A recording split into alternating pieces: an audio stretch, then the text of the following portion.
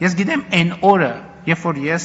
վերածվել եմ Հայաստանի Հանրապետության լիարժեք վարչապետի եւ այդ կետից սկսած մինչեւ օրս գործում եմ բացառապես այդ տրամաբանությամբ։ Դա 2022 թվականի հոկտեմբերի 6-ն է, երբ որ ես դարձել եմ Հայաստանի Հանրապետության առաջին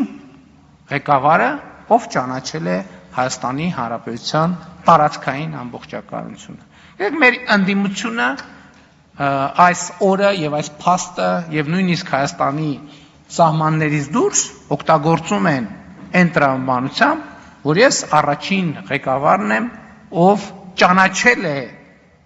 Լեռնային Ղարաբաղ Ադրբեջանի կազմում եւ ով ճանաչել է այդ տրամաբանությամբ Ադրբեջանի տարածքային ամբողջականությունը։ Եվ սա շատ կարևոր եւ շրջադարձային պահ է, որովհետեւ իրականում եւ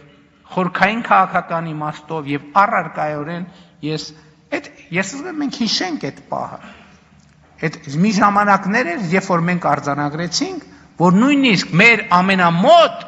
ամենամոտ գործընկերները փաստորեն, եւ դա երևաց, դա ոչ թե տեսական թեզ էր, այլ պրակտիկ նշանակություն ունեցող միջավայր եւ իրավիճակ, երբ որ մեր նույնիսկ ամենամոտ երկրները մեր երկրի Հայաստանի Հանրապետության տարածքային ամբողջականությունը չեն ճանաչում։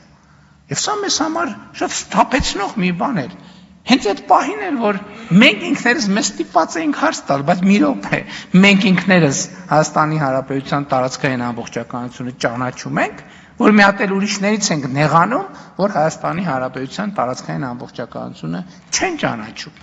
2022 թվականի հոկտեմբերի 6-ին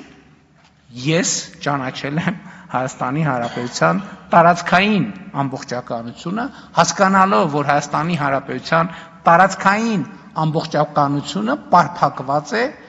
հարևանների տարածքային ամբողջականությամբ։